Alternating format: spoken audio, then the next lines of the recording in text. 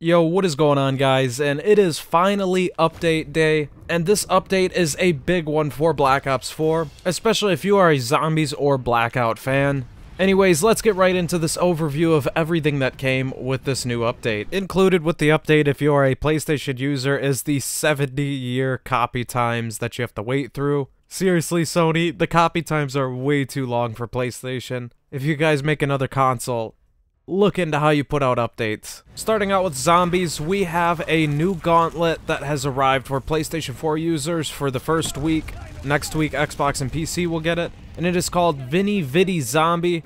I've probably mispronounced that. I have no idea how you actually pronounce that. Anyways, I will have a video up later with all 30 challenges that are in that new Gauntlet, as well as a guide up on how to easily complete that too. So, stay tuned for that. 5 new guns are now usable in Zombies as well. There is the MP40, the Grav, which is basically the Galil, the Damon 3XB, SWAT RFT, and the Cap 45. Now, to be able to customize the guns that come from the loot tiers, you are going to have to get it out of the loot tiers first, otherwise you are not going to be able to customize that gun. On first look, it doesn't look like mastery or reactive camos are available in Blackout or Zombies yet. They did say in the update post that they put on Reddit a few days ago that the progression system for Blackout and the camos for Zombies are going to be coming following the initial rollout of 1.12, so we might see these hotfixed in a couple of days, or even maybe later on today, but on first look it did not look like they were in the update and available to use immediately.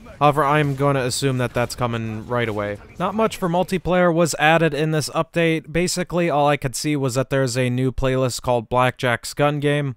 We have seen this before, and they did add the Cap 45 to it, so if you want to use that and don't have it unlocked yet, you are able to do so. Moving on to Blackout, we now have Ambush. The limited time mode that I covered before is now playable and in on PlayStation 4 for the first week. You are now able to customize a few more weapons in the Blackout armory as well, like the Grav. And then there is a bunch of tuning and balancing changes. Damage protection for armor has been reduced across the board, and level 3 armor will not include additional damage protection against explosives and melee attacks anymore. It now takes increased armor plate requirements to repair level 3 armor.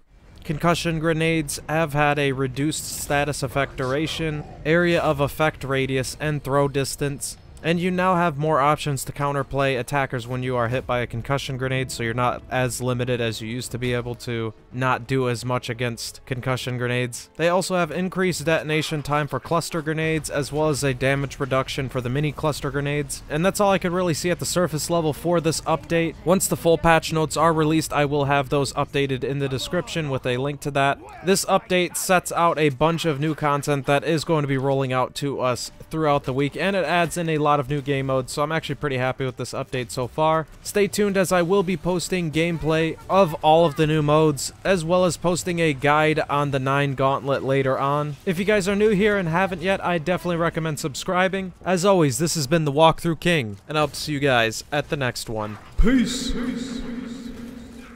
While finalizing the edit for this video, the patch notes were released, so they will be in the description right away. And a few things that were in it that I didn't cover were there were a ton of fixes and balancing changes in multiplayer as well as in Zombies, so be sure to check out the full patch notes in the description.